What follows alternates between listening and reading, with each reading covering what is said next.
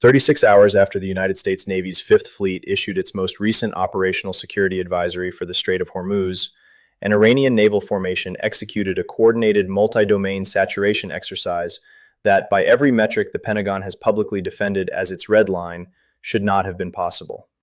Not theoretically impossible, operationally impossible. The distinction matters enormously. Theoretically impossible means the physics don't work. Operationally impossible means the logistics, the training pipelines, the command and control architecture, and the electronic warfare integration required to pull something off simply don't exist in the force you're watching. For 15 years, senior American admirals testified before the Senate Armed Services Committee that Iran's naval capacity, while regionally disruptive, lacked the multi-domain synchronization to threaten a carrier strike group operating under full electronic warfare protection. What happened in the waters between Bandar Abbas and the Keshem Island corridor in late February quietly invalidated that testimony, and almost no one in Western media paused long enough to notice. The dominant narrative around Iranian military capability has been shaped, consciously or not, by a specific institutional need. When the Pentagon requests budget allocations for the Fifth Fleet, for Aegis destroyer upgrades, for the ongoing rotational presence of carrier strike groups in the Persian Gulf, the political math works better when Iran is described as a persistent nuisance rather than a peer-adjacent threat. That framing has been largely consistent across administrations. In 2019, after Iranian forces seized the British-flagged tanker Stena Impero in the Strait of Hormuz, American officials were quick to describe the operation as opportunistic, improvised, and emblematic of Iran's asymmetric-only playbook: harassment, not warfighting. When Iran struck the Al-Assad airbase in Iraq in January 2020 with a ballistic missile salvo, officials initially described the attack as deliberately designed to avoid casualties, threading a de-escalation needle, and structurally limited by Iran's precision deficit. Some of that framing was accurate, but it solidified into doctrine before the evidence fully warranted it. What the data has been showing, if you look at the right datasets, export control violation records, satellite imagery analysis published by the Middlebury Institute's James Martin Center, procurement patterns tracked through the UN panel of experts on Iran sanctions, is a sustained, methodical capability building campaign that accelerated specifically between 2021 and 2024. During that window, Iran's Islamic Revolutionary Guard Corps Navy, the IRGCN, received confirmed deliveries of domestically produced Shahid Mahutak-class fast attack craft equipped with domestically integrated electronic warfare suites. The IRGCN expanded its subsurface force by at least 4 Fateh-class submarines, each capable of launching the JASC-2 anti-ship cruise missile from a depth of approximately 200 meters, a capability that, as recently as 2022, Admiral Michael Gilday, then Chief of Naval Operations, described as aspirational rather than operational for Iranian forces. The distance between aspirational and operational, it turns out, was about 18 months and several $billion in redirected oil revenue flowing through intermediaries in the UAE port of Fujairah. Two things happened in February that collapsed the remaining distance entirely. The first was the synchronization. Iranian naval and aerospace forces demonstrated, for the first time in a non-simulated environment with actual weapon systems telemetry, observable by both US and Israeli intelligence platforms, the ability to coordinate simultaneous targeting solutions across 3 separate domains: surface, subsurface, and aerial, against a single simulated target set. The exercise, which Iranian state media covered selectively, and Western outlets covered almost not at all, involved the IRGCN's surface fleet in the northern Persian Gulf, a subsurface element operating from the mouth of the Strait of Hormuz, and drone swarms launched from positions near the Tunb Islands, which Iran has occupied since 1971, and from which it has been quietly constructing hardened launch infrastructure for the better part of 4 years. The Tunb Islands position is worth dwelling on. Greater Tunb and Lesser Tunb sit at the chokepoint's narrowest navigable channel, roughly 21 nautical miles wide at its tightest constraint, which means that drone launch assets positioned there don't need extended range. They need saturation and timing. What the February exercise demonstrated is that Iran has achieved both. The second thing that happened is what military analysts call a fire control loop closure. A fire control loop is the complete chain from target detection to weapon impact: sensor, shooter, guidance, detonation. Closing that loop across domains simultaneously against a maneuvering target under electronic warfare conditions requires a level of command and control integration that most Western analysts believed Iran was still a decade away from achieving without Russian or Chinese technical assistance. There is now credible open-source evidence, drawn from intercept analysis published by two separate European defense research organizations, including the Royal United Services Institute in London, that Iran's domestically developed Bavar 373 air defense network, which serves as its integrated battle management backbone, has been horizontally extended to serve as a naval fire control coordination layer as well. This is not a trivial adaptation. It represents an architectural leap, not an incremental improvement. The Bavar 373 was originally Iran's answer to the Russian S-300, developed after Moscow suspended the S-300 sale under international pressure in 2010. Iran completed its indigenous version by 2019. The fact that they have now repurposed its computational and data link architecture for naval fire control synchronization suggests a systems integration capability that Western assessments systematically undervalued because it developed through an unconventional engineering path, not top-down acquisition from a major power, but lateral adaptation from a system they built themselves. The historical parallel that keeps surfacing in serious analytical circles is the 1973 Yom Kippur War's opening hours, specifically the Egyptian army's crossing of the Suez Canal. For years prior to October 1973, Israeli military doctrine held that any Egyptian crossing attempt would be detectable, interruptible, and ultimately suicidal given Israeli air superiority. Egyptian forces under Field Marshal Ahmed Ismail Ali had spent years quietly solving each of those problems, specifically the Israeli air superiority problem, which they addressed by deploying a dense, coordinated network of Soviet-supplied surface-to-air missiles that effectively neutralized Israeli close air support during the critical crossing window. The Israelis were not unaware of Egyptian SAM capabilities. They simply underestimated how effectively those capabilities had been integrated into a combined arms operational concept. The cognitive error was not intelligence failure in the traditional sense. It was doctrine failure, the refusal to revise a threat assessment that had become load-bearing for an entire strategic posture. The Pentagon's Iran assessment has the same structural problem. It has been load-bearing for Fifth Fleet basing strategy, for the military assistance architecture supporting Gulf Cooperation Council partners, and for the domestic political argument that maximum pressure on Iran is working. If maximum pressure is working, Iran should be getting less capable, not more. The February exercise suggests the opposite is happening, and the implications cascade outward with uncomfortable speed. Consider the position of the USS Abraham Lincoln Carrier Strike Group, which was operating in the North Arabian Sea during the period in question.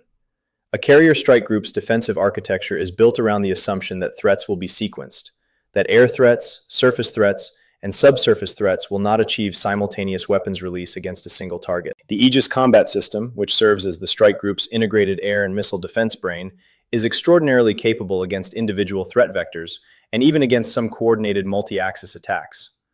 But the system's resource allocation logic, the computational prioritization of threats that determines which interceptors are tasked against which inbound weapons, has known vulnerabilities when the number of simultaneous engagement tracks exceeds certain classified thresholds. Those thresholds are classified. But the theoretical framework is not.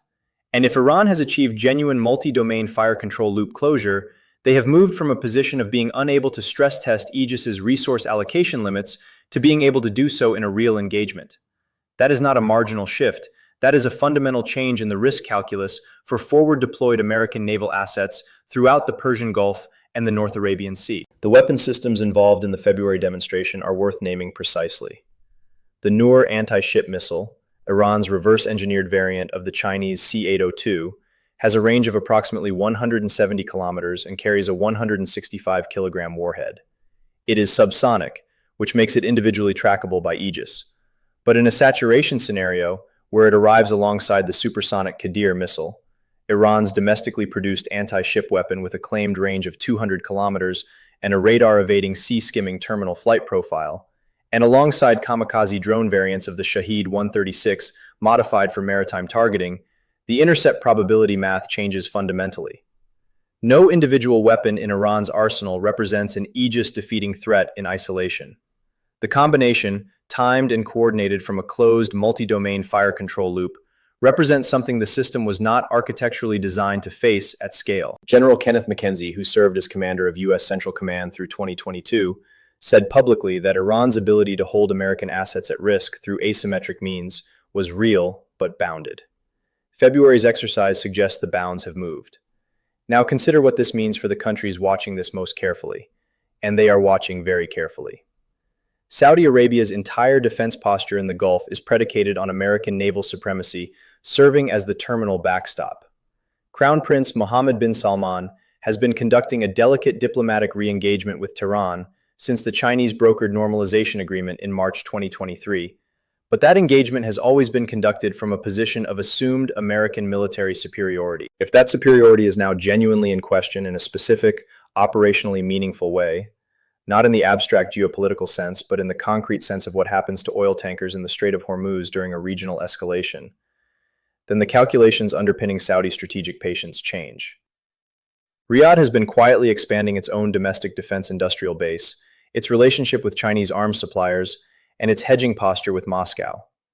Those moves look less like hedging and more like structural realignment if the Gulf security architecture is shifting beneath them. The oil market dimension is where this moves from a military story to a global economic story.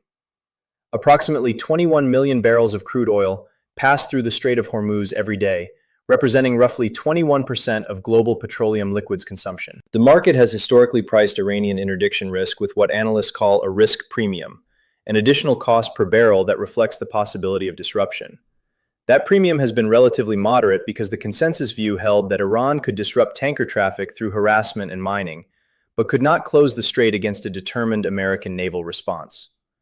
If that consensus view is now outdated, if Iran has achieved the capability to create a genuine multi-domain anti-access bubble in the Hormuz chokepoint, then the risk premium is structurally underpriced. A genuine repricing of Hormuz interdiction risk would send Brent crude toward $120 per barrel within days of the market absorbing the assessment. Goldman Sachs's commodity desk modeled a Hormuz closure scenario in 2023 and projected a $130 spike within 72 hours. The variables have not improved.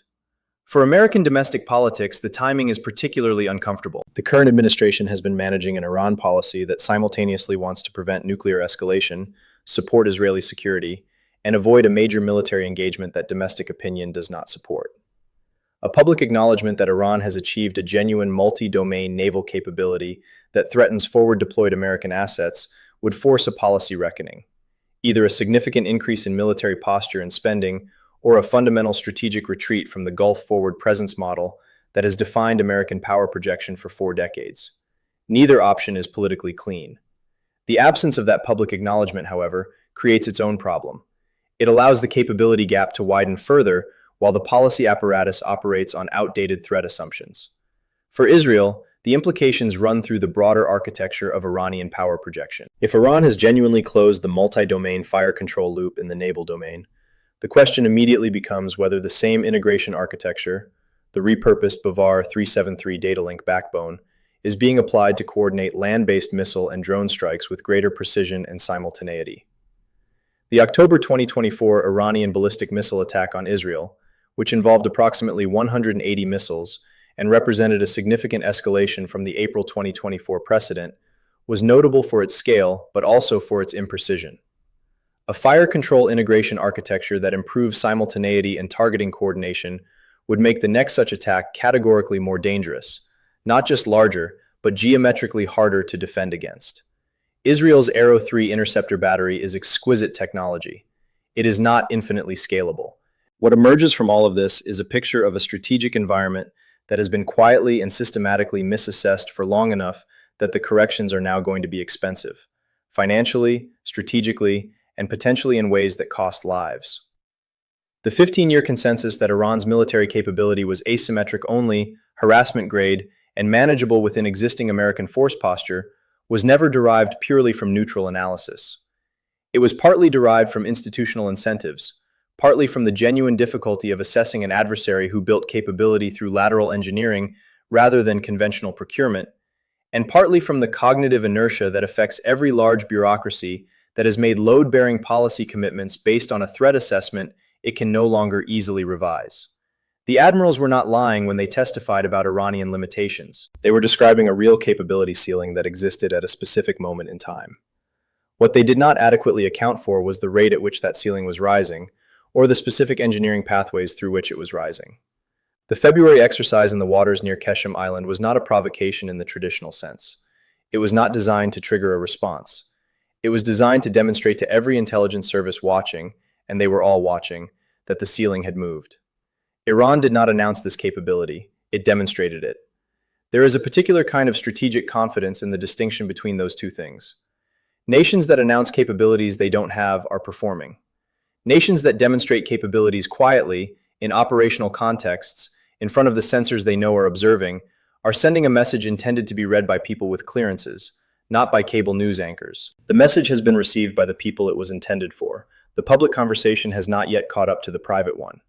When it does, when the gap between classified assessment and public narrative becomes impossible to maintain, the adjustment in how the world understands the Persian Gulf security balance will not feel like a revelation. It will feel like something that was always there, hiding in the data, waiting for someone to read it correctly. The Strait of Hormuz is not just a waterway. It is the aperture through which 20% of the world's oil supply passes every single day, and the force that just demonstrated it can credibly threaten that aperture did so without firing a single weapon at a real target. That is not a provocation, that is a deterrence posture. And deterrence, when it works, doesn't make the news, it makes the map.